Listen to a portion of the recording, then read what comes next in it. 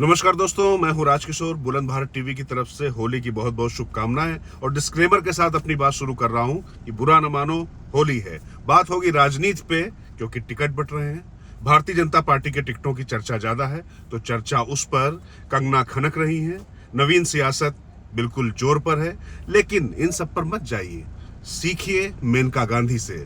पुत्र वरुण गांधी को ठिकाने लगा दिया गया है, लेकिन वो भारतीय जनता पार्टी का परचम थामकर सुल्तानपुर से फिर चुनाव लड़ने जा रही हैं। इसी तरीके से जनरल वीके सिंह से सीखिए, सत्यदेव पचौरी से सीखिए, हर्षवर्धन से सीखिए। मोदी जी का परिवार जय श्री राम जिंदाबाद चल रहा है। मतलब एबीवीपी के लोग परेशान हैं कि कहीं हम एनएसयूआई न बन जाए। मतलब जो स्थिति कांग्रेस के छात्र संगठन की हो गई है, कहीं वही एबीवीपी की भी ना हो जाए, क्योंकि उनको लगता है कि उनकी तो अब शिरकत नहीं बची।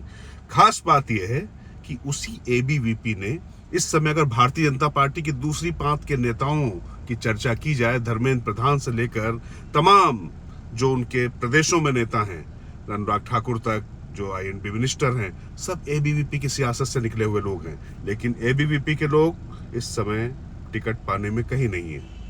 नवीन सियासत मैंने क्यों कहा? नवीन जिंदल कांग्रेस से इस्तीफा देते हैं और उसके बाद कमल का फूल खिल उठता है। 10 साल से वो पैदल होते हैं, दलदल में होते हैं, लेकिन 10 साल बाद जैसे ही उनकी बुद्धि खुलती है, कमल खिल उठता है।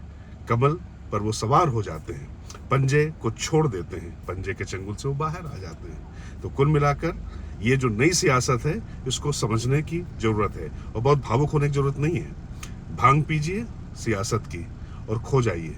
जब समय आएगा तब आपको मौका मिल जाएगा। ये बड़ी पार्टियों का एक तरीके से सूत्र वाक्य है। मुझे याद है कि बुराड़ी में जिस समय कांग्रेस का लग रहा था कि सूरज अस्त ही नहीं होने वाला होगा, उस समय सोनिया गांधी ने कहा था कि हम भूलते नहीं हैं, जो भी कार्यकर्ता हमारे लिए काम करता है उसको उसका इनाम जरूर मिलता है। अब वो भूली तो कार्यकर्ता उनको भूलने लग गए, उनके नेता उनके भूलने लग गए। मिलिंद देवड़ा से लेकर अशोक चौहान तक, जितिन प्रसाद, ज्योतिरादित्य सिंधिया, फहरिस्त इतनी लंबी है। आरपीएन सिंह से लेकर मौजूदा ये जो नवीन सियासत, नवीन जिंदल वाली सियासत है, इस तक अगर हम बात करेंगे तब तो बात बहुत लंबी होती चली जाएगी। लेकिन फिलहाल होली है, होली के रंग में भंग मत डालिए, मजे लीजिए और इस तरंग का आनंद लीजिए। टिकट आ रहे हैं, क्योंकि कुल मिला के चुनाव जिसको भी जीतना है भारतीय जनता पार्टी में, वो जीतना है नरेंद्र मोदी के नाम पे। तो जो मोदी की गारंटी है, तो चेहरा कौन है इस पर क्या फर्क पड़ता है? वैसे भी जो कार्यकर्ता हैं या जो वोटर हैं, उनको अपनी बातों से, अपनी विचारधारा से मतलब है। और एक बात तो माननी पड़ेगी, यहाँ पर कोई बगावत नहीं कर रहा है। मेनका गांधी भी नहीं कर पा रही है। वरुण गांधी ने क्या क्या कुछ नहीं कहा, लेकिन ये मान लीजिए वो तो होली के पहले ही तरंग में आ गए थे, इसलिए बहुत कुछ कह गए और बाद में उन्होंने काफी लीपापोती करने की कोशिश की, लेकिन उनको टिकट नहीं मिला। पीलीभीत से एक बात है, ये ध्यान रखा है भारतीय जनता पार्टी ने कि अगर कोई वंशवाद का पौधा पनपा था, वहां पर वो बरगद बनता, उससे पहले वो उखाड़ा गया है। तो जितिन प्रसाद वंशवाद की एक पौध, एक बेल वो भी हैं। वो जितेंद्र प्रसाद के पुत्र हैं, इस समय पीडब्ल्यूडी मिनिस्टर हैं, लेकिन उन्होंने काफी पहले भाजपा में ज्वाइनिंग ले ली थी और इस समय वहां पर वो पीडब्ल्यूडी मिनिस्टर है, लेकिन वो चुनाव लड़ने आ गए। मतलब कुल मिला के एक चीज है, चुनाव जो जिताता है, जो जीत की गारंटी होती है, तो उसके साथ सबको चलना होता है। और ये भारतीय जनता पार्टी का अनुशासन कह लीजिए, साख कह लीजिए, हनक कह लीजिए, मौजूदा नेतृत्व का इकबाल कह लीजिए, कोई चू करने को तैयार नहीं है।